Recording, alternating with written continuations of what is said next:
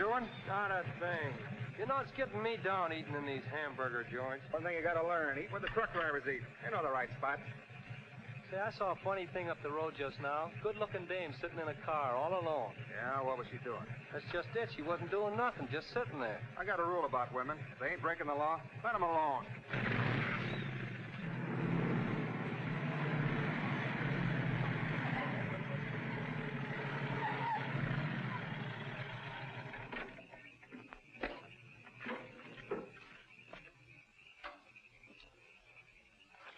I didn't mean to disturb you, miss. Just wanted to be sure everything was okay. Excuse me, lady, but are you sure you're all right?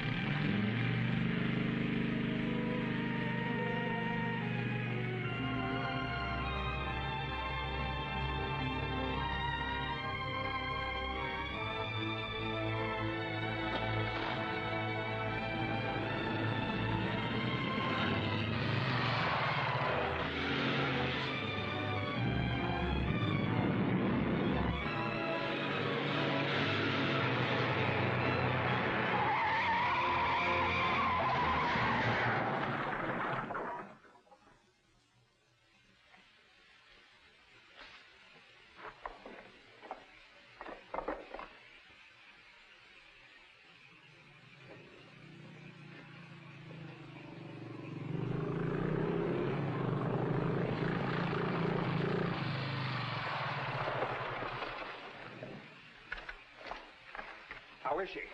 Luckier than she deserves. I just checked on her up the road. She was acting kind of strange then. I'd better call that ambulance. I doubt if it's serious, and I'm as good a doctor as you'll find at this time of night. Let's take her inside.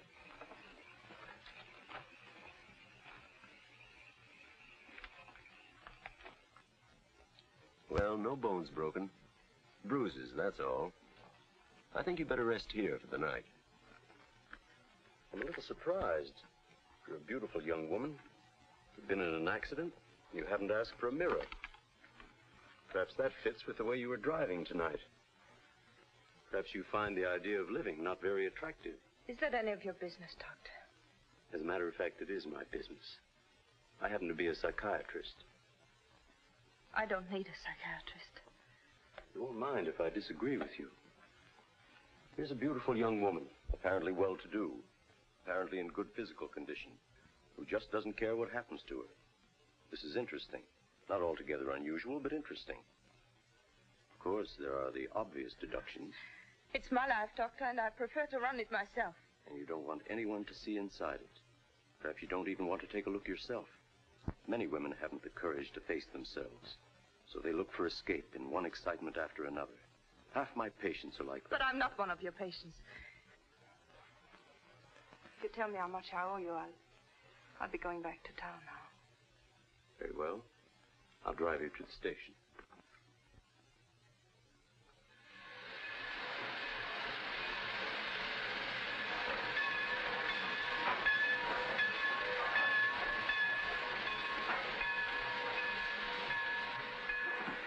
Miss Damien, you're an intelligent woman, not an idiot.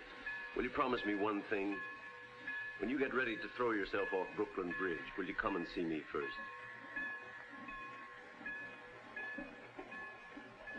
Goodbye, Doctor.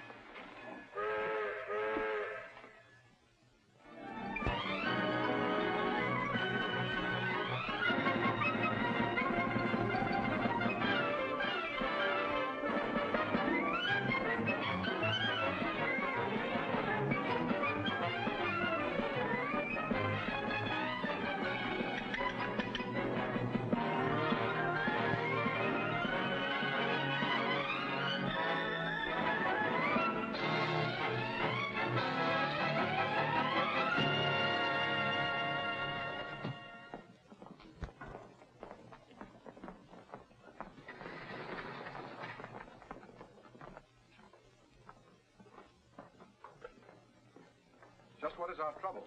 That's what I want to know. Our trouble is Miss Damien.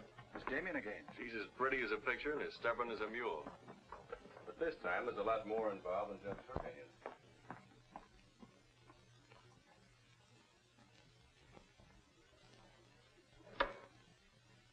Come in, Miss Damien. We were just ripping you up back a little bit. So I gathered. There's nothing personal. It's about Mr. Cortland. Cortland? Oh, yes. He runs a jewelry store. He owns Cortland and Company. London, Paris, Fifth Avenue. You may remember him as one of our biggest advertisers. Oh, what Shirley wants to say. I know what Shirley wants to say. I always know what Shirley wants to say. He wants to know why I killed the art layout on Mr. Cortland's famous jewels. And I understand the April number goes to press without it. That's right. In the first place, it's no art layout. It's a press agent's dream. But the result is we stand a good chance of losing the Cortland account. Now, am I running my department or am I not? I haven't said anything, Miss Damien. Well, I had a talk with Cortland. He was decidedly acid about it. I'm not interested in Cortland. But if this magazine is going to submit to advertisers' blackmail, I'd like to know about it. Now, please, Miss Damien. If that's the policy, Mr. Kranich, you better get someone else to take my place. Please, Miss Damien, just a moment. Gentlemen, if you don't mind, I'll talk to you later. I thought I should bring this to your attention. You can't blame us for trying, Mr. No, of course not. No harm done, gentlemen. Madeline, you've got yourself all worked up. Come, sit down. I'll get you a drink. No, thanks. I don't want one. No? What is this private blackmail of yours? Threatening to quit in order to win an argument. Oh, I'd just as soon quit. I mean it. Now, tell me, what's happened? You're all wound up. What's bothering Oh, you? nothing's bothering me. You know I don't want you to quit. I won't go into my personal feelings, but you are the best art editor we've ever had. How's the insomnia? Oh, I found some new sleeping pills. Red ones this time. Red pills to put you to sleep. White pills to wake you up. Doesn't sound very sensible, my dear. What are you doing this evening? Dining with Freddie Fancher. Oh, Freddie again. Oh, I couldn't get out of it, Victor. We're using some of his drawings next month. But it'll be the last time, I promise. Madeline, you're a bundle of lies. A very lovely bundle. Beautifully tied together. I'm trying to be honest, but you won't believe me, will you? No, my dear. Because I don't really think you believe yourself.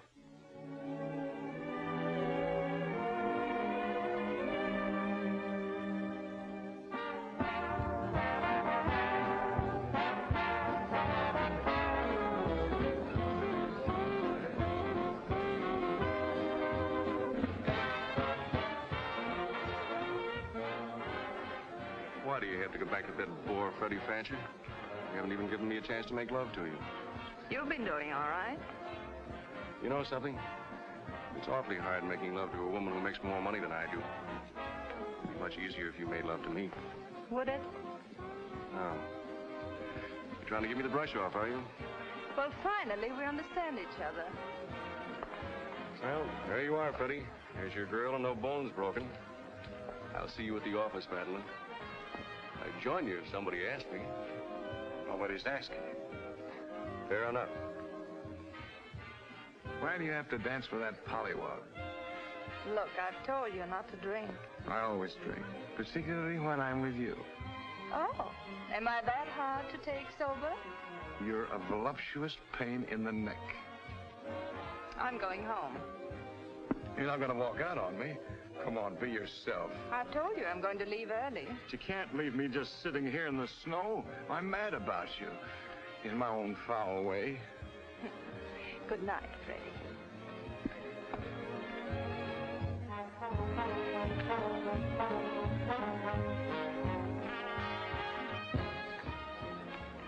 Any chance of getting a cab, Jim? I'll try, Miss Damien. Oh, Miss Damien, here's someone I know you're anxious to meet. Mr. Felix Cortland, one of our most prominent advertisers. How do you do, Miss Damien? How do you do? Mr. Garrett is the soul of tact, don't you think? He's just been telling me all about you. Oh, I hope he wasn't that blunt. Oh, you needn't worry. I always form my own conclusions. Can I give you a lift anywhere? My car's just outside. No, thank you. They're getting me a cab. Oh, I'm very sorry. I'm sorry, Miss Damien. There isn't a cab around. Oh, how long do you think it'll be? That's hard to say.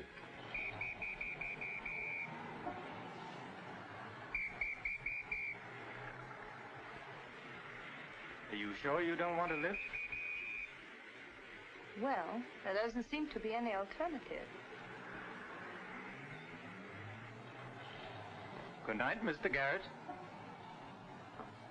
Good night, Mr. Cortland.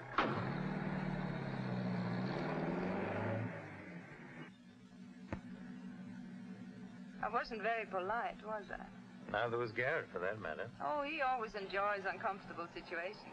You still feel uncomfortable? No. Frankly, I don't. Good, nor do I. You know, you're not at all what I imagined. No? No. The big international jeweler. I happen to inherit a business that runs itself very nicely. As a matter of fact, you don't look like an art editor. More like a work of art. That layout on your jewels is still a wretched piece of copy. I can only admire your good taste. And I'm still not going to... I wouldn't try and persuade you for the world. Mr. Cortland, I think you're a very dangerous man. I only wish it were so. The truth is, I'm a very ordinary one.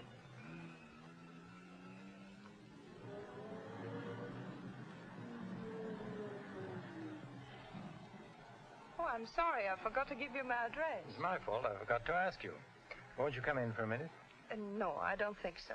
Oh, but you really must see those jewels you've been insulting. They're much handsomer than the photographs. I'll need you in about 15 minutes. But I said I wasn't coming in. Oh, yes, so you did.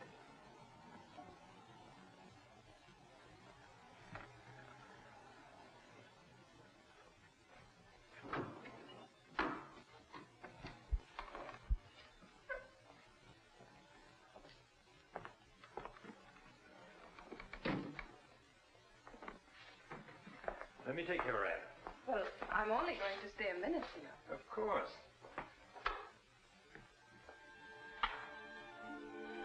What a wonderful room. I've had this place a long time. In fact, I'm pretty disgustingly rich. Don't you find that rather pleasant? Oh, it's not so hard to take once you get the hang of it. I think I know all the troubles that come with money. And all the pleasures. Well, have you got me all figured out? Only what I see here. Good books, fine pictures. Wonder if you ever look at them.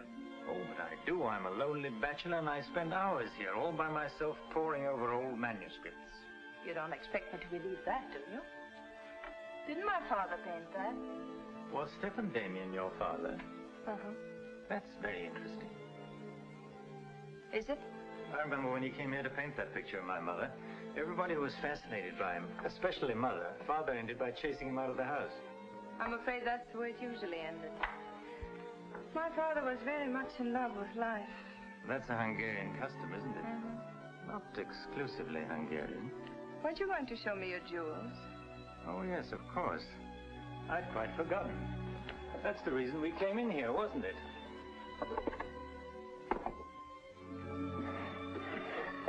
You ought to feel very flattered, Miss Damien. This safe is one of my darkest secrets. You really want to see those jewels? Not particularly. I can't tell a brilliant from a diamond. Not one person in 100 can. But then very few people are intelligent enough to admit it. Thank you. How about another drink? No, thanks.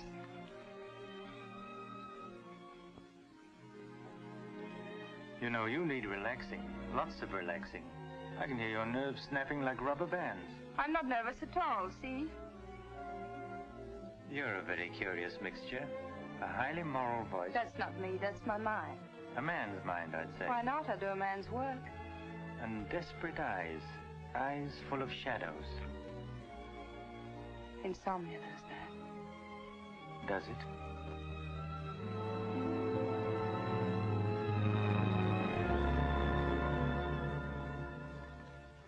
Dean, Miss Damien, give you her secretary. Miss Damien's office? No, Mr. Cortland, she's not here yet. Shall I have her call you? Yes, Mr. Cortland. Where's Glamourpuss? She hasn't come in yet. Well, who sent these? Mr. Felix Cortland. Mr. Cortland. That's very interesting. She never misses, does she? Mm-hmm. Jealous. If I'd given it any thought, I could have predicted it. Gladys, I won my bet. She's got a new boyfriend. I guess those dames gotta have no excitement all the time. Yeah, here today, gone tomorrow. Personally, I don't see what she sees in it all. Is that any concern of yours? No, Miss Damien. I didn't hire you to gossip about my private life. No, Miss Damien. Go get your money. You're through.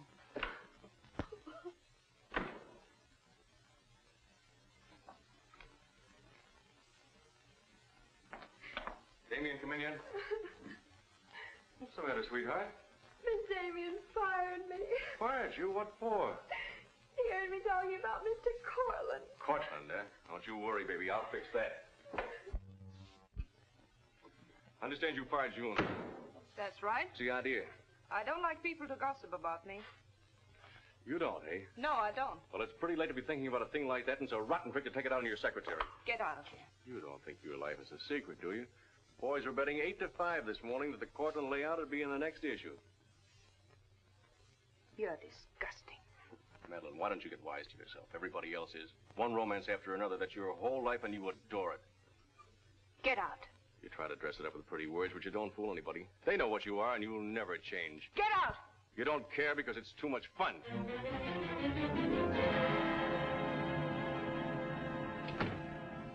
It isn't true. It isn't true. It isn't true.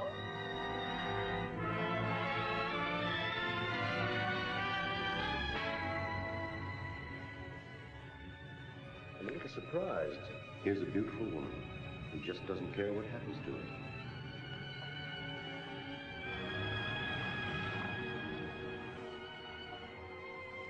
Many women haven't the courage to face themselves, so they look for escape in one excitement after another.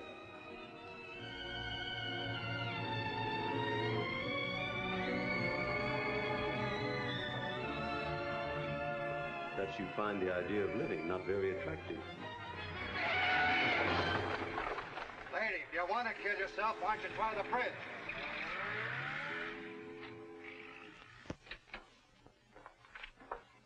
I'm glad I was right. An intelligent woman, not an idiot. Sit down. That's it. Now, if you feel like talking, just go ahead and talk. You're afraid, aren't you? Well, it's our job to find out why. To explore the shadows and throw light on what we find there. Then you'll be able to see yourself clearly and face yourself honestly. When you can do that, you won't be afraid anymore.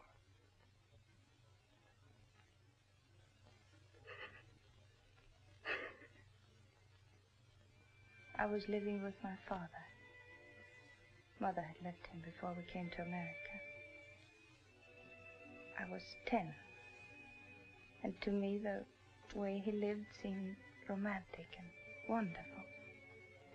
He was a successful painter, and women adored him. He went his own way and did what he pleased. Just as you've been trying to do? I suppose so. But why? Did it make him so very happy? Oh, I was certain he was the happiest man in the world. Until he killed himself. And you couldn't understand why he did it. You understand now? I think I do. Did you ever do any painting yourself? I used to. Why'd you give it up? Oh, didn't pay enough. And besides, I didn't want to be like my father. I wanted my own life. And have you been living your own life? Of course I have. The kind of life you really want? I don't know. I don't know. Don't you think you've been hiding from yourself? Did you ever try and discover the person you really were, deep down underneath? I never cared to. I'm not so sure I do now. In that case, I'm afraid I can't help you. But of course, that's entirely up to you. Shall we go on then?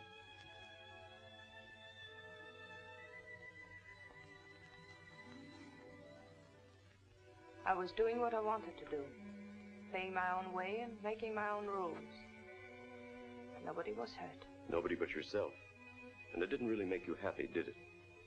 Wasn't that because down underneath you knew there was something missing? Something important? I suppose so. That would worry you, wouldn't it?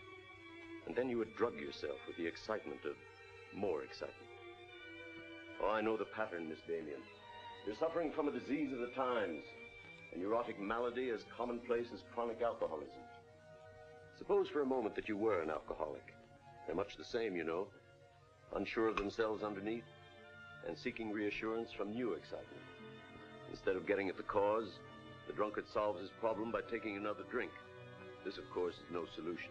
And eventually we find him sprawled hopelessly at a bar, without the strength or even the desire to save himself. I can't go on with this. You're not helping me. You're insulting me. You've been insulting yourself, Miss Damien. Insulting your body and insulting your soul. Your life hasn't been gay and glamorous at all. It's just been muddled and senseless. You know that now. And if you really want to change it, you can start right away. Now it's up to you.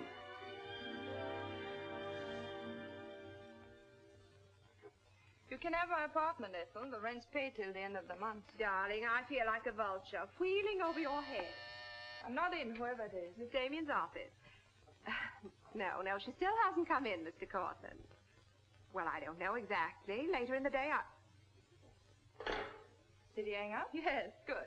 Let me call him back, darling. You may be sorry later. Everything in this file returned without comment. This I would ask to see more of their work, and these you may be able to use. But you haven't given me your new address. I'm not giving it to anyone. Hello, Madeline. Beautiful, would you mind popping out for a minute? That's just 60 seconds. You better talk fast. Madeline, I'm on a jam. I've got to raise some money. I need about $5,000. What do you expect me to do about it? Well, I thought you might talk to Cortland. I'm sure he'd let you have it if you ask him nicely. You're really quite a rat, aren't you? Look, Madeline, I'm in debt up to here. I only make $100 a week, and you know I can't live on that. $5,000 doesn't mean a thing to Cortland. You better get out of here before I lose my temper. You're forcing me to say things that I don't want to say, but if you're going to act cold and virtuous about it, you'll hear them. Suppose I tell Cranish. Tell him what? About Cortland. You know, you've got a very nice job here, but you won't have it very long if I tell Cranish. I don't want to tell him, but... What's so funny? As a blackmailer, you are pitiful. Go on, tell him. Tell him what a rat I am, and you are, and he is. Go on, use my phone if you want, and my desk, and my office. I'm through with all of them.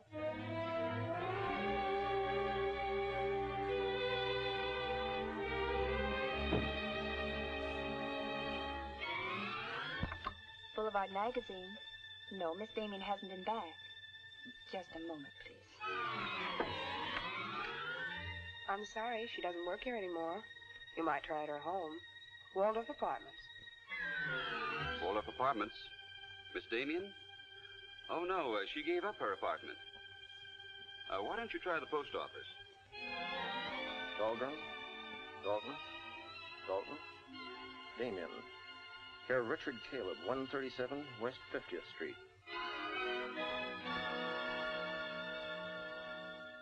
Well, I've nothing to do except that Miss Damien has taken my advice as a doctor. She'd been living in an area of infection, and she's removed herself from it. I take it you consider me part of the general contamination. Well, you've come here for information, not diagnosis. I usually charge a fee for insulting people. I'm willing to pay for data of any kind. Yes, I gathered that. But I've nothing for sale. I suppose you're being very ethical, but I'd like to talk to Madeline. In your presence, if you wish. Miss Damien is living under a different name in a different world. She told me to tell you, if you inquired, that she was busy growing a new soul. Now, would you please keep off the grass? Goodbye, Mr. Cortland. Goodbye, Doctor. Doesn't it ever worry you, playing the almighty in this fashion? Not particularly. I'm used to it.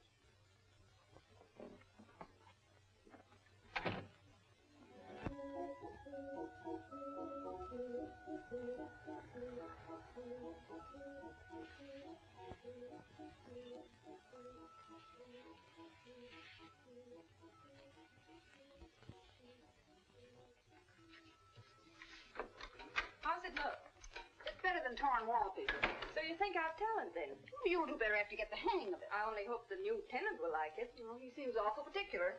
He's a floor walker at Macy's. Oh, well, you can always give it back to me. He'll never sell it, you know. Take my advice and try something more cheerful. You know, like flowers and butterflies. I'll do that. Thank you, Mrs. Geiger.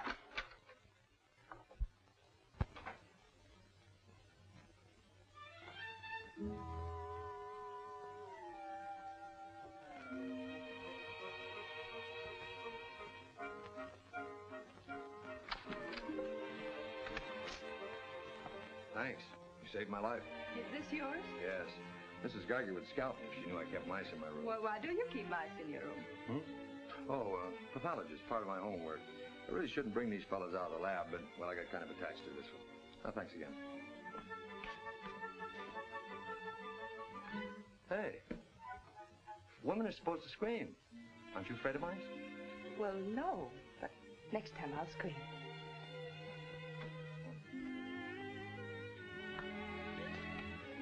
Good afternoon, Miss Green. Hello, how's the work going? Oh, all right, I think. Yeah.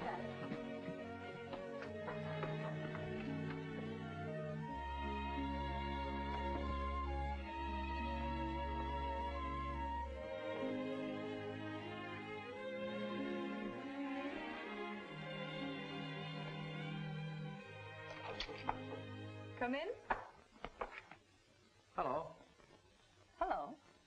Say, you're an artist, aren't you? Well, I don't know. Oh, Mrs. Geiger said yesterday that you were. She's an authority if I ever saw one. I was wondering, could you do a job for me? Want your portrait painted? Me? Oh, no. No, nothing like that. I'm doing some research, and it has to be illustrated. Oh, what do you want me to draw? Nothing fancy, just blood cells and things. Sounds fascinating. Oh, it is, really. You see, it's a lot like... Oh, no, you'd be surprised. It really is fascinating once you get in it. Of course, I'm on a fellowship, and I couldn't pay you very much. Matter of fact, I couldn't pay anything till the first of the month. That'll be all right. Oh, fine. Swell. So I'll settle then. I'll see you at my place about 6 o'clock. Oh, but couldn't I? Oh, sure you can. I just live downstairs. You know, the mousetrap. Oh, by the way, my name is Cousins. Mine is Dixon. Very glad to know you, Miss Dixon.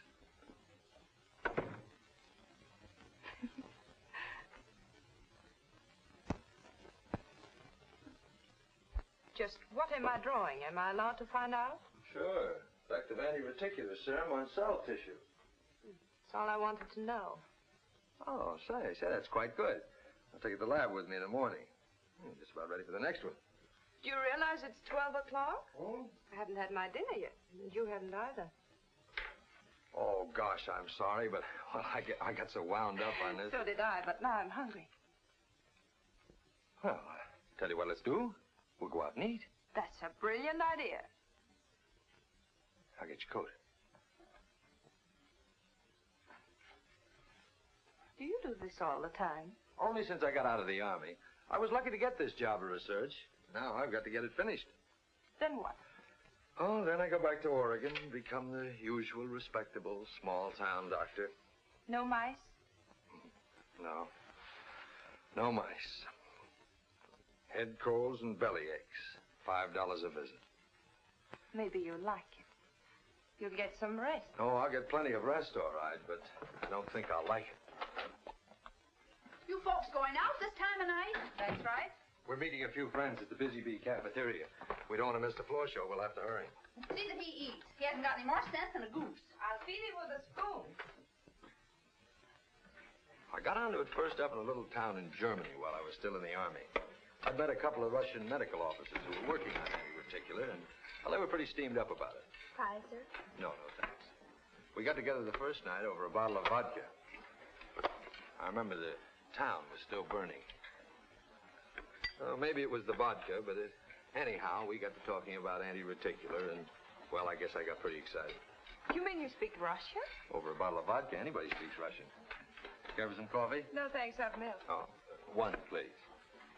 At any rate, I promised myself that night that just as soon as the war was over, I was going to do a job of this. You haven't stopped to eat ever since. That's an error I'm just about to rectify. $1 even. There you are. Thank you.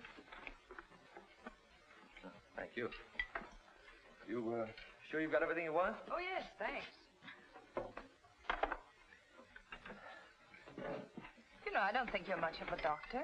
Do you call this a sensible diet? Pancakes and pickles? Well, scientifically, there's two kinds of diets. The kind that doctors prescribe and the stuff they eat themselves. Oh, but you're always in such a rush. You can't make scientific discoveries that way. Sure you can. Take Benny. He saw some flies nibbling at a piece of pancreas. Figured out that there must be sugar in it, and in 1 minute he had the idea for insulin. You know, you're a very lovely girl. You're not being very scientific, Doctor. Oh, but I am. It's the very heart of science. It's the truth. Let's talk about insulin. Insulin.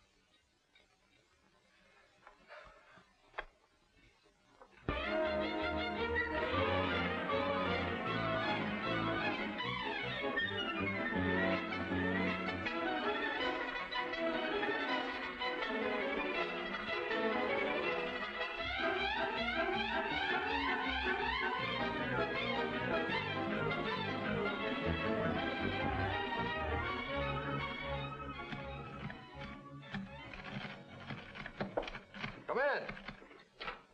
Hello. Hello. Say, did you buy these new manuscript covers? Yes, are they all right? Oh, sure, they're fine. How much they cost?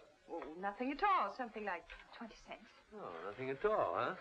You know, you can buy a pair of good mice for 20 cents? David, I have some wonderful news. I just sold a picture. No fooling. Who bought it? The floor walker downstairs. He said it's almost as good as a photograph. Well, the man has great taste. Oh, I think it's wonderful. I'm proud of him. And I'm a little proud of myself, too. David Cousins on anti-reticular. Oh, David, it looks fine. It's important, isn't it? I mean, not just to you, but really important. Well, it won't cure all the ills of man or beast, but... Yes, I think it may be important. And I also think that I better hand it in before I start changing it again. Like to come along? Oh, could I? Well, sure, why not? I think you've been drawing blood cells long enough. It's time now for you to meet one of them face to face.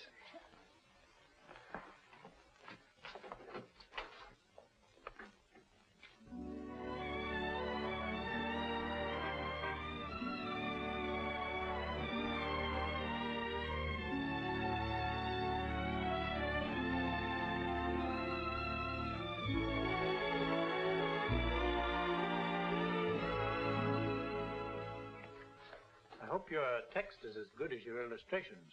I hope so, too, sir.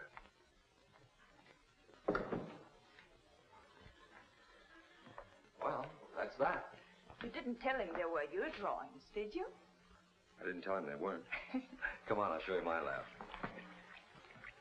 Coffee. I wouldn't try and drink it if I were you. Assistant pathologist.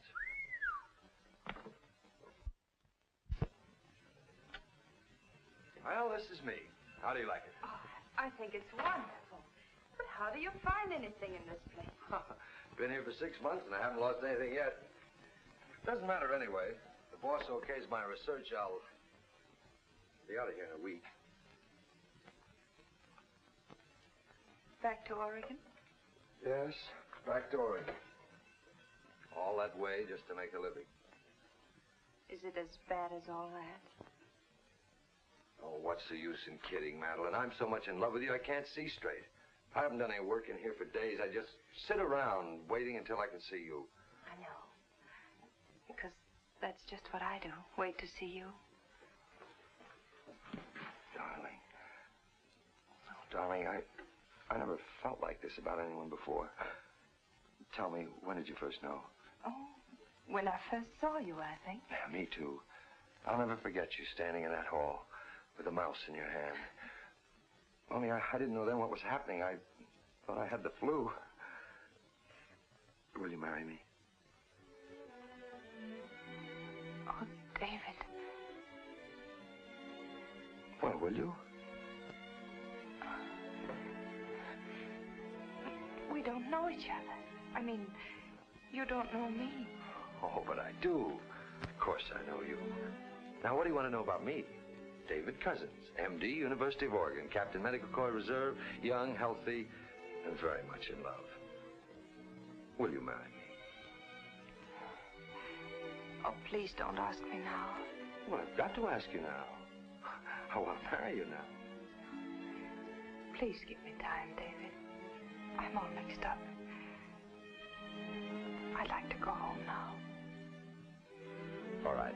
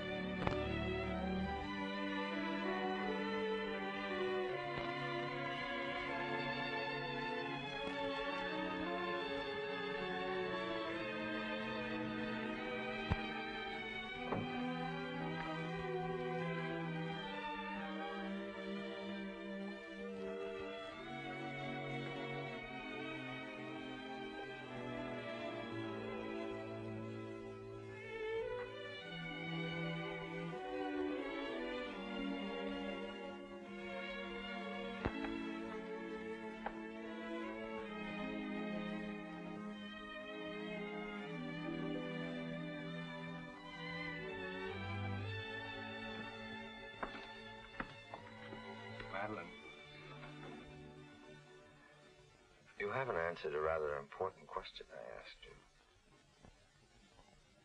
I can't say no, because I wouldn't mean it. Darling.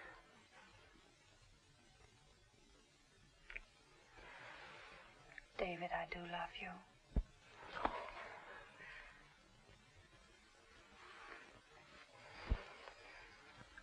Good night, darling. Good night.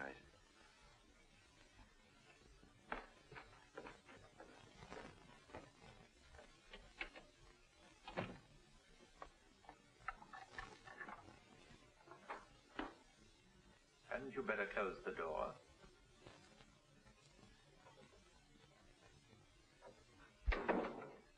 A gentleman I hired provided me with your new address and the proper keys. Suppose someone had seen you. You wouldn't have cared, would you? I didn't think it mattered. You see, I expected to find you wretched and lonely, grappling with your complexes. Rather naive of me. Will you please go? Of course I'll go. But before I do, wouldn't you like to tell me about him? Why? I'm in love. Now, laugh if you want. I don't feel like laughing. I've always wondered if it were possible for people like you and me. And you think you really got it? Love eternal, the fireside, the slippers, the whole thing? Yes, the whole thing. I'm very glad for you. And I think I'm a little sad for myself. You haven't told him, have you? Told him what? Well, about me, for instance. Why should I tell him? You're absolutely right. You shouldn't. Men prefer to keep their illusions, don't they? Please go. If you ever need me, you'll let me know, won't you? And don't call the past too many names.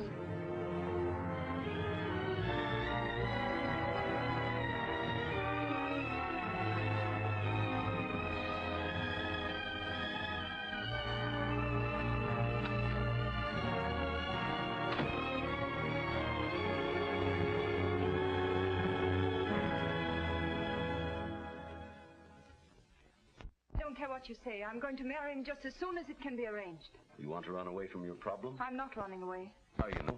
You're looking for security from someone else instead of building it within yourself. But I love him. I can't talk to you if you don't believe me. Falling in love doesn't cure everything overnight. What do you mean? Let's be honest. There's a side of you that hasn't fully changed. Isn't that true? That is true, isn't it?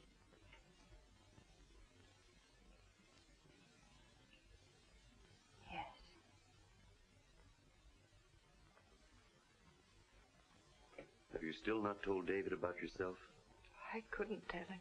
You let him fall in love with an illusion, with someone who doesn't exist. I could never tell him. He might stop loving me. Isn't that a risk you'll have to take? You're being very careless about it. You can't build a lifetime relationship on a lie. If you're really in love, you'll tell him. With the others, it was different. But if you love him... Will you please stop saying if? How many times must I tell you I love him? But real love is a sharing. If you're strong enough to face this yourself, you're strong enough to face it with David.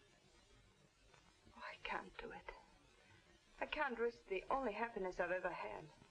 That's up to you, Miss Damien.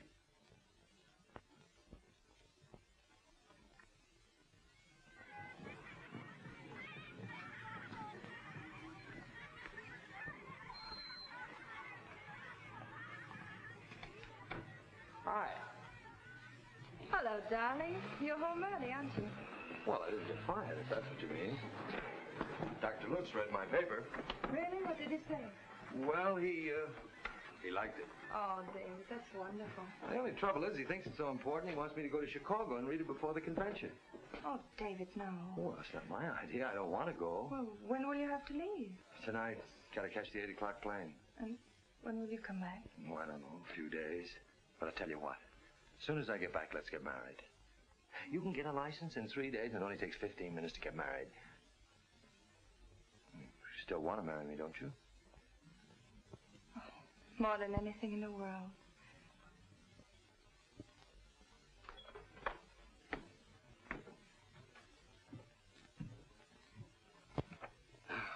You know, I'm going to feel kind of silly at that convention. Of course, it's a great honor and all that, but you realize that I'll be talking before some of the biggest men in the field? What's the matter, darling? Nothing. I was just thinking how I'd feel if you didn't love me. Oh, don't be silly. Not a chance. David, could you ever stop loving me? Well, that's really a gruesome thought. Of course not. Even if there was a reason? The world is bothering you. Nothing. I just wanted to be sure. Sure about what? That you loved me and not an illusion you built up about me. Scientists can't believe in illusions. I believe in you. You're the best thing that's ever happened to me. 4 shirts. I wonder if that'll be enough. Come to think of it, it'll have to be. That's all I've got. Socks? Well, that just about does it. Madeline,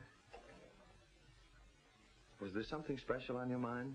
Something that you wanted to tell me? Just that I love you, that's all.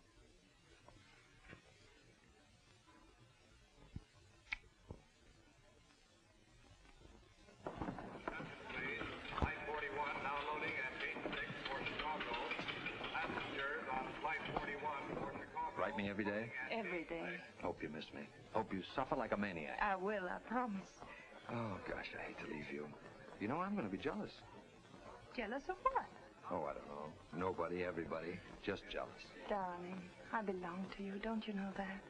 I'm only alive because you love me. We'll be married the minute I get back. Well, look who's here. If it isn't Madeline. How are you? It's been a long time. David, this is Mr. Garrett. I used to work with him on a magazine. Howdy, Garrett. I quit the racket, though. Or perhaps the racket quit me. Garrett's doing some confidential work for me now. How are you, Miss Dixon? This is Mr. Cortland, David. Dr. Cuss is my fiancé. You're a very lucky man, Doctor. I think so. Well, goodbye, Miss Dixon. My congratulations to you both. Oh, thank you. Good night. Good night. I don't believe a minute of it, do you? Garrett, you're a very cynical man. You don't believe in true love. You don't think Madeline does either, do you? I don't know, but I've always been fascinated by miracles.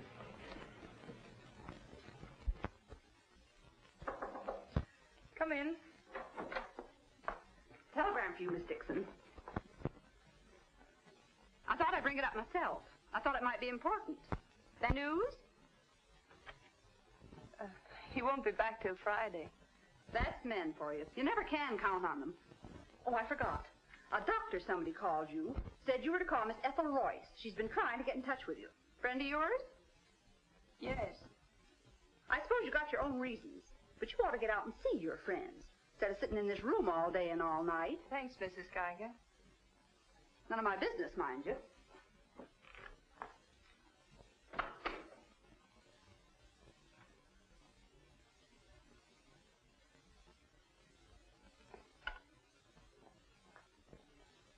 Ethel, this is Madeline. Madeline. Darling, but this is really a voice from the dead. I pestered that doctor of yours for hours. I just have to talk to you. Well, what about? Well, you remember that art supplement, the one you started? Well, I do need your help, dear. I'm in an awful mess. Sorry, dear. I'll never come into that office again as long as I live. Oh, but I wouldn't ask you to do that. Just meet me somewhere. It'll only take an hour, I promise. Well, if it's just the two of us. All right. I'll be there at 5. Oh, so relieved. We were really desperate. Wonderful. I'm just dying to see you. Bye, dear. She'll do it. Good. Wonderful thing, professional pride. It never dies. How'd you sound? Awful. What do you expect? Too bad. Victor, I don't want you to be there. Wouldn't think of spoiling your reunion, my dear. I don't trust Madeline, doctor or no doctor. Nor you either, my sweet.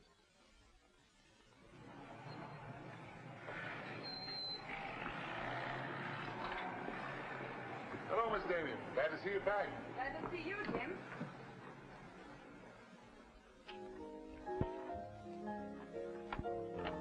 Hello, Luigi. Is Miss Royce here? She just came in, Miss Damien. We missed you, Miss Damien. Have you been away? No, but it's nice to be back just the same. Hello, Ethel. Darling, you look wonderful. A little pale, but so interesting. You know, I can't stay very long. Oh, I understand, dear. We'll get right to work. The usual, Miss Damien? Well, I don't know, Carl. You'd better. Wait till you see the mess I'm in with the supplement. All right, Carl. Darling, I'm just dying to hear what you've been up to. You must tell me everything. But there's nothing to tell. Come on, let's go to work.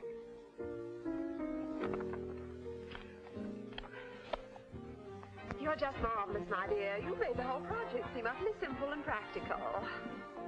Not for me, please. Darling, you used to be able to drink 10 in a row. I'm out of training. No one would know it, my dear. You seem just like the old Madeleine again. It's the surroundings. What do you say we have dinner and go to a show? No, really, I've got to stagger home. Madeline, my dear, this is a surprise. Victor, hello. What good fortune running into you like this? Do you mind? Don't let us fool you, Madeline. You heard me making the date with you. It's true, but I'll deny it. Frankly, I wanted to have a look at you. You look very dashing for a hermit. Thank you. We've all missed you desperately, haven't we, Ethel? As though our little hearts would break. What about a drink with your old boss? Please. 3, whatever it is. I've got all the data we need on the supplement. Good. What about the data on Madeline? No data. Now, if you'll excuse me, I You really can't go now. Look who you'll run into. He's seen you. Mr. Garrett no longer graces our staff. What happened? He got to be utterly gritty. Say nothing of a slight discrepancy in his accounts. Mr. Garrett believes that the world owes him a gay life, no matter who pays for it. Well, hello, stranger. How are you? Wonderful. Nobody here seems particularly glad to see me. Should we be? Oh, well, it's been nice knowing you. There goes one reason for my ivory tower. What? Darling, I'm constantly running into men who adore you. Slews of them. Hated them all. I know what you're thinking. I had an odd way of expressing my distaste. Not odd, darling. Shall we say just, moody? Well, here's to memory.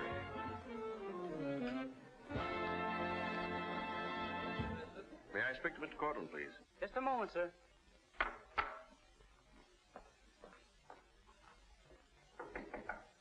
Just a minute.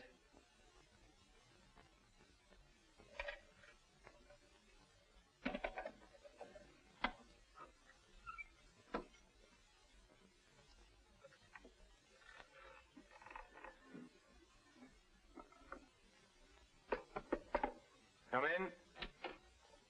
Mr. Garrett on the phone, sir. All right. Hello, Garrett. I have some interesting news. Do you know who's here? Madeline. How considerate of you to call. By the way, I've just been through the stones in my safe, and one's missing. The stone's not terribly important, but you're the only person who knows about my safe, and the fact is you did have my keys for quite a while yesterday. What are you getting at? Only that I don't like thieves. But you're being ridiculous. Let me come over and talk about it. There's nothing to talk about. I'm taking it up with the police. But, Cortland, you can't do that.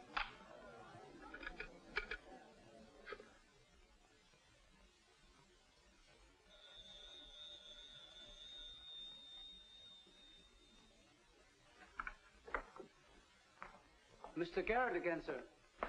Tell him I've gone out. I'm sorry, Mr. Cortland has just left.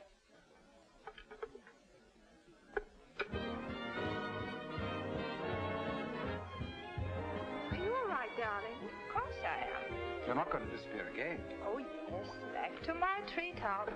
It's raining. Let me drive you home. Oh, no. Ethel wouldn't approve. Good luck, my dear, on your treetop. Bye, darling. Well? Let's face it, she's a changed woman. She'll never change, darling. She's just got herself a new set of words, that's all.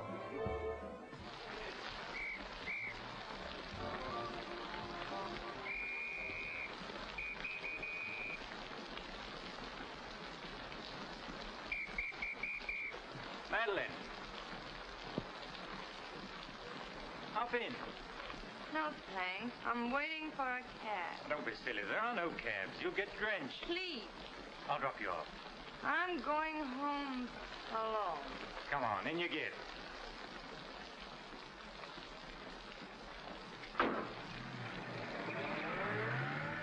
I hope you didn't get too wet. Your concern is touching. Quite a coincidence finding you in the rain. Is it? I can't lie to you, especially when there's no point to it. I was informed you were playing hooky. You're detestable. I'm really not detestable at all. I happen to be very fond of beauty, which shouldn't be a crime in your eyes. Please, no debates. I'm a little dizzy. A good dinner will soon take care of that. Why do you always hound me? You know I despise you and everything you stand for. There's always a chance I may be able to improve your opinion and your manners. I'm sleepy. You know you're very lovely. Please don't bother. I'm not listening.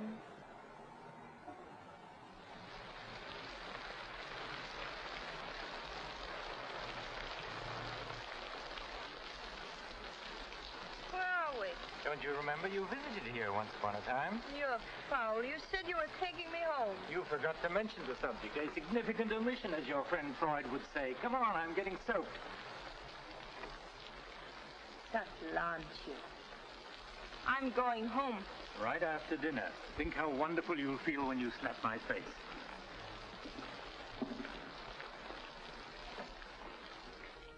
That'll take the chill out of your bones and maybe even your heart. Still cold? Oh, no. It's quite warm in here. Cigarette?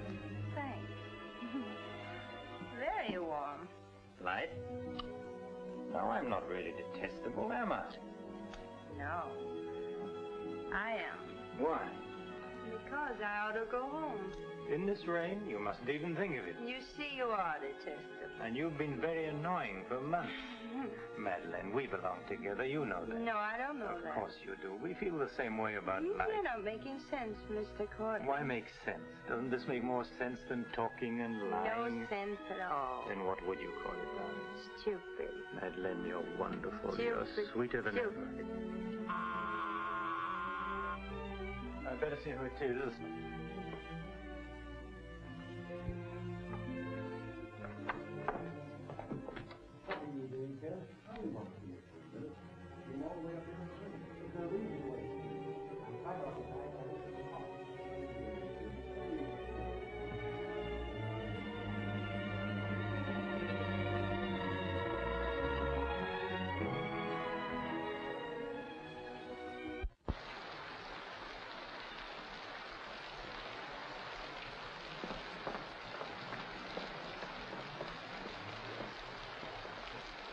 But I tell you, I'm going to raise the money. I'll pay you, honestly. I don't like dealing with thieves. That's a job for the police. You swear out a warrant, you'll never get a dime. Look, I didn't sell it. I just had to have some money temporarily. Here's the pawn ticket. I'm not interested in pawn tickets. Good night, But, Cortland, you've got to give me a chance. I said good night.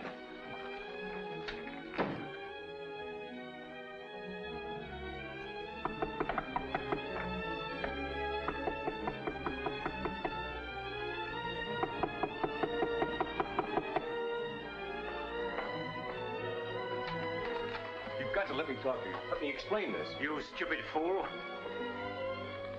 I'll have the stone back. I'll get it to you. I promise I will. All I need is a little more time, just a couple of weeks. What are you doing? Phoning the police. You can't do that. I'm not going to let you ruin me.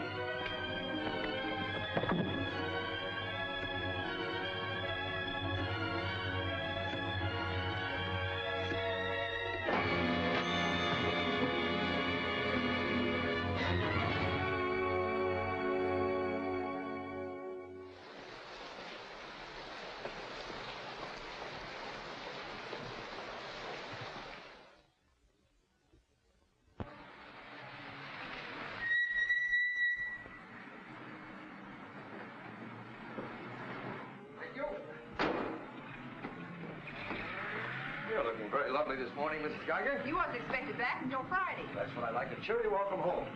Miss Dixon upstairs? I haven't seen her this morning. Who is it?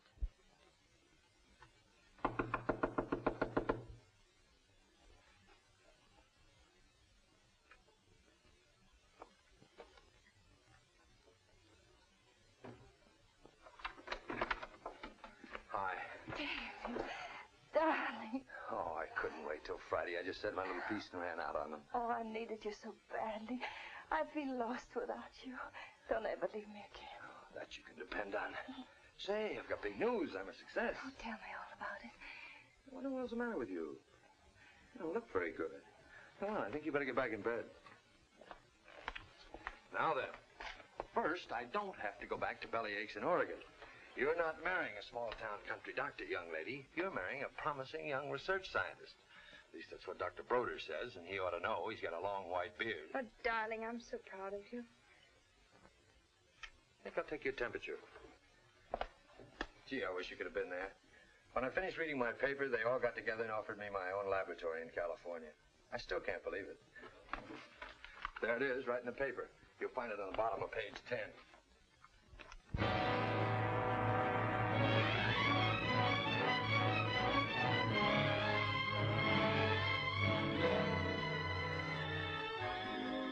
He makes you feel that you're really important.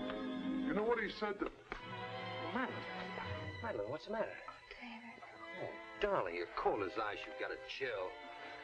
You stay right here. I'll be back in a minute. Oh, don't go. Don't leave me. I'll only be a second. I want to get a hot water bottle and some more blankets.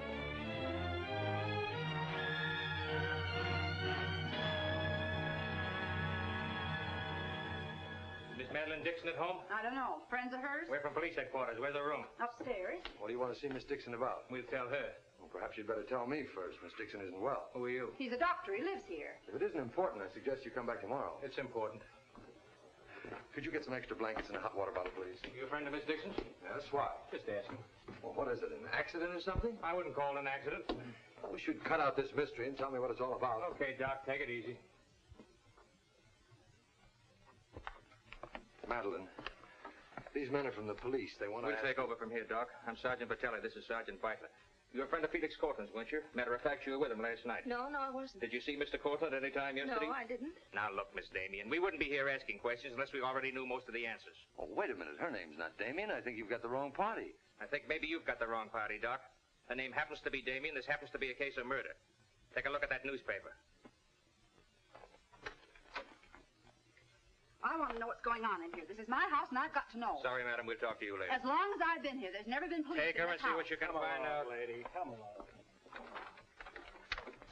Now, Miss Damien, tell us what happened last night. What time did you leave Cortland's house? Oh, Dave. You and this guy, Cortland, were pretty sweet on each other, isn't that right? Oh, but it isn't. It isn't true. Now, according to the chauffeur, you got to Cortland's house at 6:45. What time did you leave? Oh, but I didn't go into the house. I met him by accident. David, don't look at me like that. How long have you known Miss Damien, Doc? Not very long, only a few months. Know that she was mixed up with this guy, Cortland? Oh, it's a lie. David, it's a lie. Okay, so you didn't go into the house with Cortland? No, I didn't. He wanted me to come to the house, but I wouldn't do it. Oh, I didn't go into the house. I didn't, I tell you. Who you telling, me or the doc here? Did you get anything? She came in about 9. In a cab? No, she was walking in the rain. Landlady said she looked kind of wild-eyed. What about Cortland? He was here all right. He visited her a couple of weeks ago. Get the date? Yeah, April 10th around midnight. Anything else? The landlady thought that Cortland had a key to this place. She was kind of vague as to how he got it. I didn't give him a key. David, you can't believe that. I've got his key ring here. This one fits. He had a key, all right. But I didn't give it to him. Where are you going? Oh, David, don't leave me. I didn't kill him, I swear. I didn't kill him. Who cares whether you killed him or not?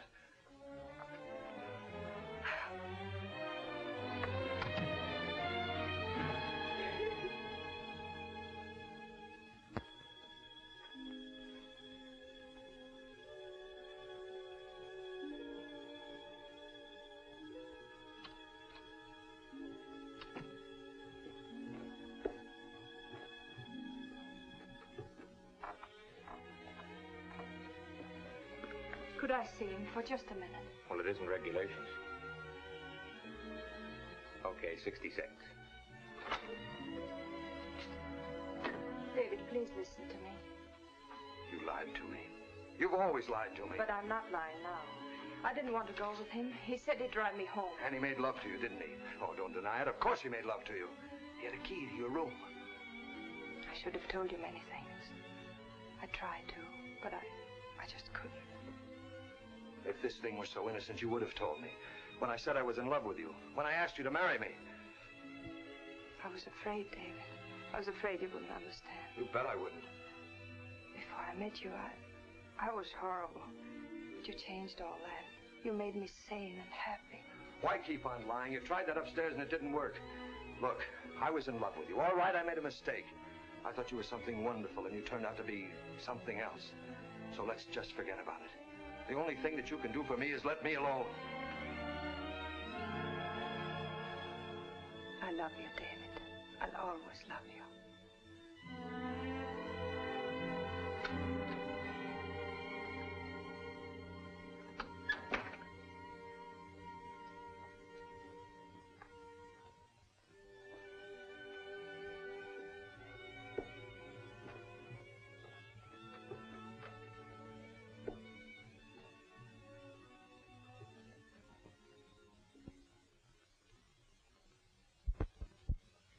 And so, ladies and gentlemen of the jury, the prosecution will prove beyond a shadow of a doubt that Madeline Damien is guilty of the premeditated murder of Felix Cortland.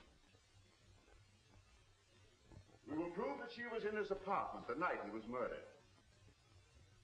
We will prove that her fingerprints are on the table lighter with which he was murdered.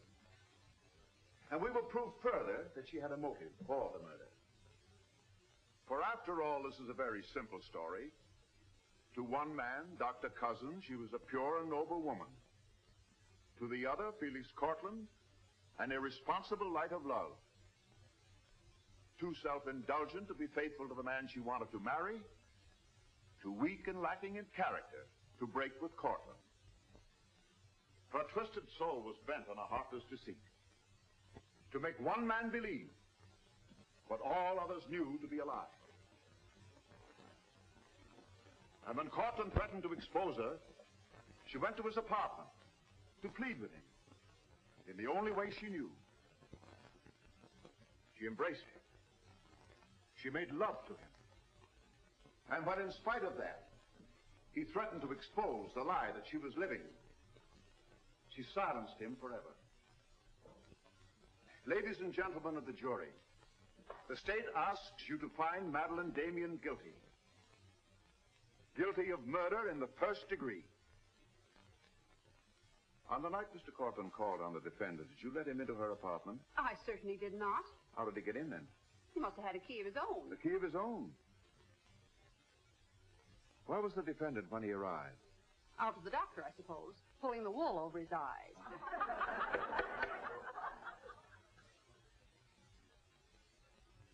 Thank you, Mrs. Geiger. Your witness, Mr. Mitchell. You've got to let me cross-examine her.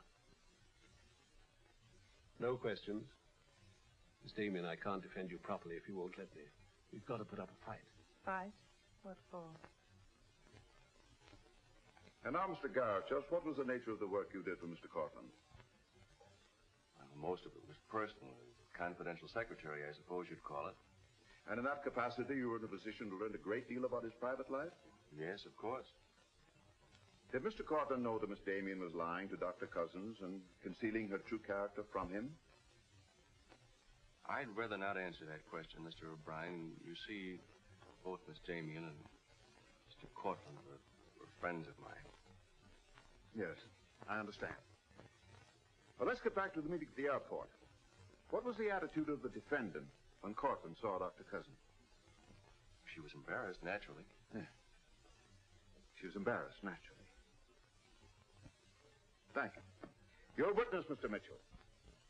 I've got to cross-examine. If I don't, we haven't a chance. Don't ask him anything. No questions. Were you a close friend of the defendant? Yes, I was. Did she confide in you on matters of a personal nature? Yes, she did. If you were asked in this court, do you think you could recall any of those intimacies? I could recall some of them in lurid detail. Your Honor, I object. Objection sustained. Well, let me ask you this, Miss Royce. Would you say in general that men found Miss Damien attractive? Definitely. And would you say that Miss Damien found men attractive to her? I'm afraid I most certainly would. You would?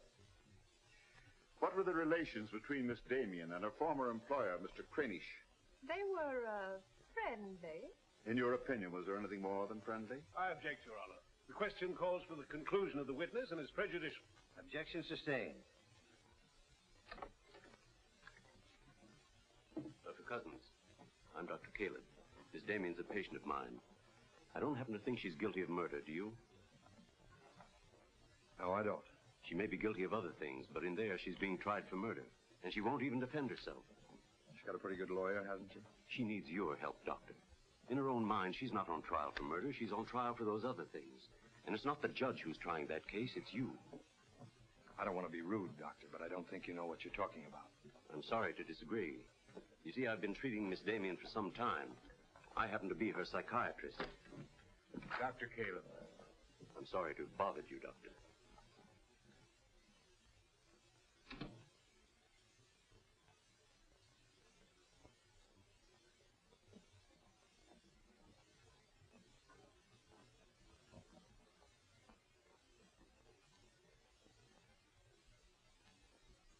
Your name, please? Richard Caleb. You're a psychiatrist? I am. Miss Damien came to you as a patient? Yes. Did she come of her own free will? Yes, of course. Isn't it true, Doctor, that people do not go to psychiatrists unless they consider themselves, well, shall we say, not well balanced? In general, that's correct. As a matter of fact, wasn't Miss Damien on the verge of committing suicide when she made her first visit to you? Your Honor, I object. Well, no matter. We'll prove that by other witnesses. However, is it not true that people who come to you as patients come with problems? Objection. Objection overruled. Well, Doctor? There'd be no point in their coming to me if they didn't have problems. So the defendant came to you with a problem. Do you mind telling us, Doctor, in your opinion, just what was Miss Damien's problem? That is a confidential matter between doctor and patient. I'm afraid I can't discuss it. Well, during the course of your treatment of Miss Damien, did you ever discuss her relationship with Dr. David Cousins? Yes, we did. Well, bearing in mind the fact that she's engaged to be married to Dr. Cousins, do you think she was as frank with him as she should have been? As a matter of fact, I urged her to tell him everything. And did she? Not to my knowledge. Well, why not, Doctor? Why didn't she? I'm afraid you'll have to ask Miss Damien about that. Did you ever meet Dr. Cousins? Yes, just a few minutes ago. Well, I'm sure you found him a reasonable, intelligent young man, and yet the defendant refused to confide in him. Having met Dr. Cousins, I think I can see why Miss Damien hesitated to confide in him. Do you mind telling us why? It's my impression that Dr. Cousins hasn't the capacity, either emotionally or intellectually, to understand a problem like Miss Damien's.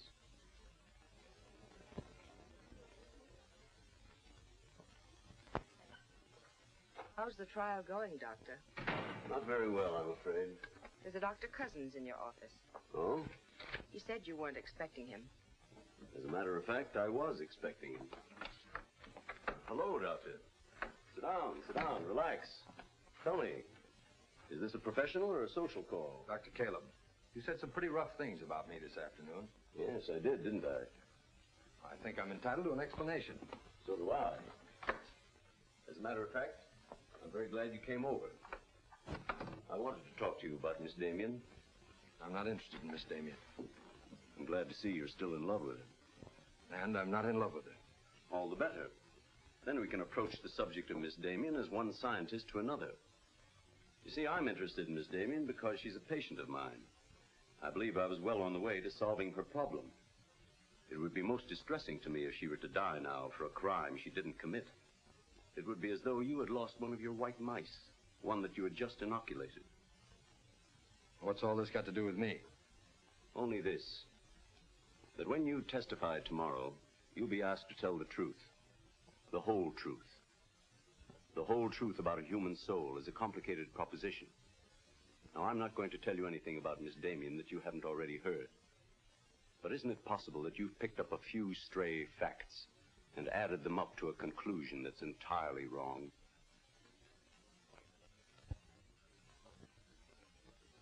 Won't you sit down, Doctor?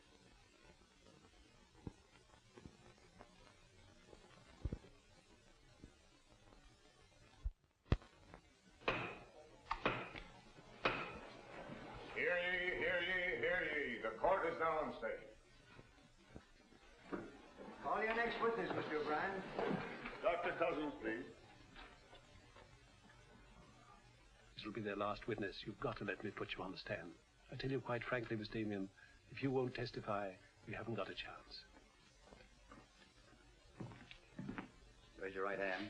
You solemnly swear to tell the truth and the whole truth, nothing but the truth, so help you God? I do. Please be seated. Your name, please. David Cousins. Under what name did you know the defendant? Madeline Dixon. Did she ever tell you her true name? No, sir. Did she ever lie to you about her identity? Yes, sir. How long did she continue to lie to you? Till the morning the police came. Did she ever tell you about her relations with Cortland? No, she didn't. You proposed marriage to the defendant, and she accepted you. Yes, sir. And still she didn't tell you about Cortland? No, sir. When did you first know of the true relationship between them? Same morning, the morning the police came. Oh, I see. And from the moment you met her until the day she was taken into custody, you didn't know the truth about her character. I object, Your Honor. Mr. O'Brien, haven't you covered your point? Well, Your Honor, I'm merely trying to clarify for the jury the true nature of the defendant's motives. Proceed. Thank you. One more question, Dr. Cousins. If you had known the truth, would it have affected your love for the defendant? Your Honor, I must protest. Let him answer. Objection withdrawn. And now, Dr. Cousins, if you had known the truth, would it have affected your love for the defendant?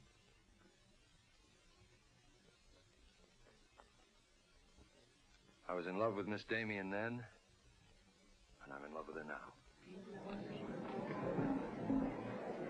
Your witness, Mitchell? No questions.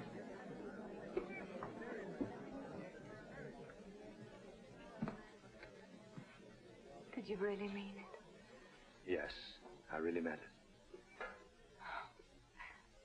I can't believe it. Now will you let me put you on the stand?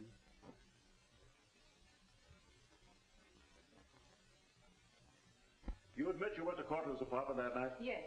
He made love to you? Yes. Did you have any conversations about Dr. Cousins? No.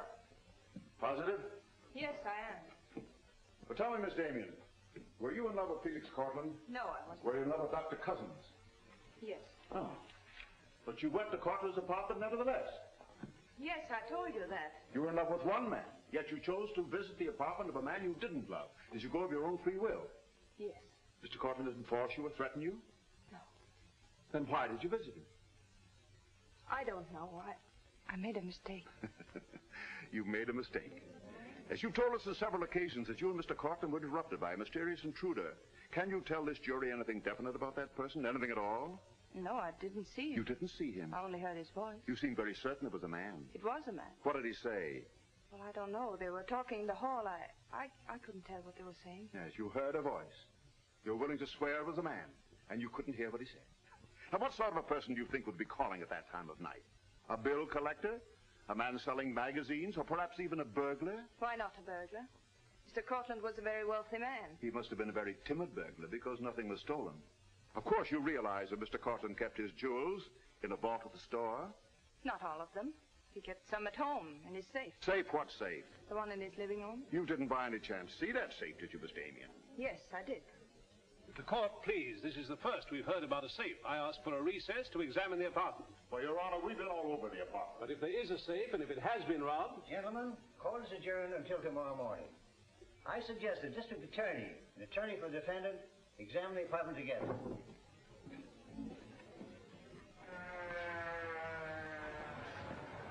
What about this safe, Mr. O'Brien? What safe? How about some pictures on the inside, Mr. O'Brien? You boys better wait outside. I may have a statement for you when I come out. Mr. O'Brien. Huh? Mind if I tag along? I don't know why you're sure. The fine witness you turned out to be. Couldn't help that, sir. All right, Garrett, where's the safe? Me, Mr. O'Brien? I don't know of any safe in here. I didn't think you did. If you want an unbiased opinion, I don't think there is a safe. Well, here's the learned counsel. Perhaps he knows. Where's the safe, Mitchell? My assistant's checking the location with Miss Damien. He'll be along in a minute. Oh, you're on a dead one. While we're waiting, maybe Mr. Garrett could tell us where the safe is. I've asked him, he doesn't know. I don't understand that, Mr. Garrett. You were very close to Cortland, weren't you? That's right. I'm sure if there was a safe in here, I would have known about it. At least I would have seen the key to it. The answer's very simple. There is no safe. What did you find out? I got the dope on him, Mr. Mitchell. Splendid. It's over here in this bookcase. You were wrong for once, Mr. O'Brien. Could be. What do you know about that? Have you got Cortland's keys? There they are. Thank you. That looks to me very much like a safe, Mr. O'Brien. Yes, it does, doesn't it? But not like a safe that's ever been robbed. I don't think a good burglar would leave those behind. I guess we're right back where we started from. Well, I've seen all I want. How about you, Mitchell? You win this round. Lock it up, sir. Yes, sir. See you in court, gentlemen. I'll give you a lift, Doctor. No, thanks. Sergeant, I have some papers here, Mr. Cortland's I'd like to put in order. Do you mind if I stay? It's all right with me. We're finished with the place. Thank you very much. Anything I can do for you, Doctor? Oh, I was just curious about something. I've never seen a safe like that before. One that operated with a key. Come to think about it, I guess I haven't either. Normal assumption about a safe is that the lock works on a combination. Yes, I guess most of them do. I was wondering how you knew that this one worked with a key. You said you'd never seen the key to it. Did I say that? Uh-huh. I guess I must have said something I didn't mean. Oh, I see. There could be another explanation. Really? Yes. That you were lying when you said you'd never seen the safe before. You're not serious, are you, Doc? I'm a scientist, Mr. Garrett. When we get hold of an odd fact, we consider every possible explanation. We make some of our most important discoveries that way. Well, it must be fascinating work. Yes, it is. Suppose I had known about that safe, which I didn't. What would that prove? Frankly, nothing. But it does suggest a theory. You were very close to Cortland. You knew about the safe. Maybe the safe was robbed. Perhaps he found out about it. He was quarreling with a man in the hall the night he was killed. Maybe that man was you. That's a very interesting theory. Yes, isn't it? Well, as I said, I'm a scientist. When we hit on a theory like that, the next thing we do is to test it. That's all I'm doing. I see. Then you won't mind having a little talk with the police? No. Why should I? Fingerprints. But then, of course, if you've never seen the safe before, you won't mind them checking it for yours. Oh, certainly not.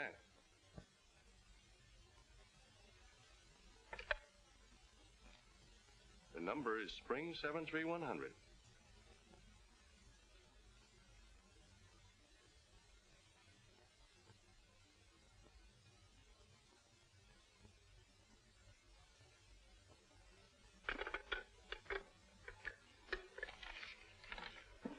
Okay, Doc. No hard feelings.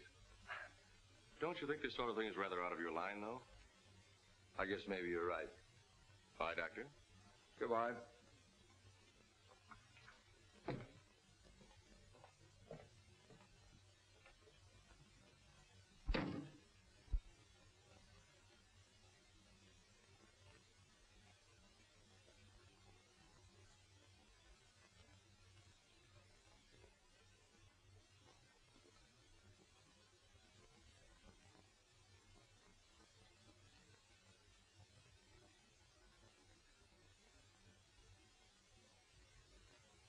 Spring 73100, wasn't it, Mr. Garrett?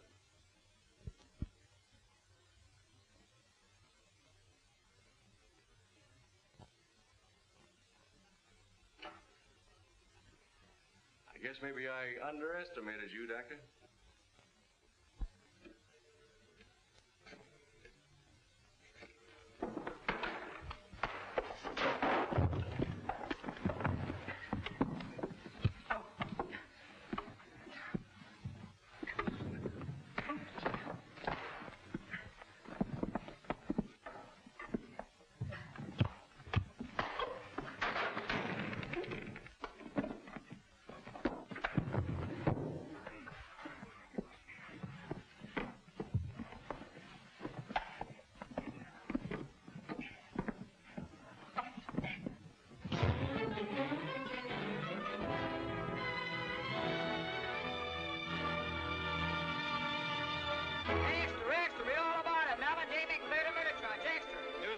From the Associated Press newsroom. Bulletin. Madeline Damien has been exonerated of the murder of Felix Cortland. Full confession by an ex-employee, Jack Garrett, is in the hands of the district attorney. It was a trial marked by many surprises, notably the beautiful defendant's startling disclosure of the jewel vault hidden in the apartment of the late diamond importer. So beautiful Madeline Damien goes free, and Broadway is tipping its hat today to the young doctor who engaged the murderer in a battle royal. Mrs. Geiger, I've been looking for Miss Damien. Have you seen her? She's gone. She asked me to give you this. Gone? Well, where did she go? I couldn't get a word out of her, but I know she left the airport more than an hour ago.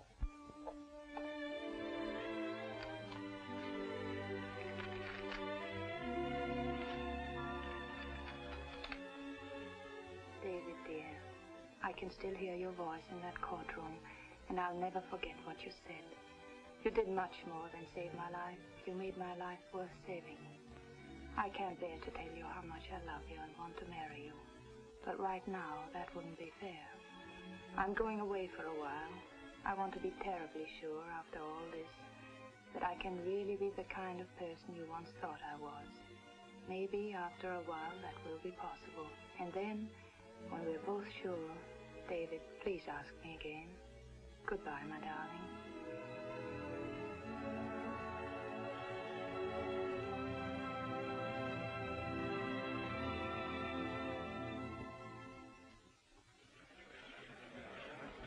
Passengers on Flight 41 boarding at Gate 6. Will you try and see him once in a while? Of course.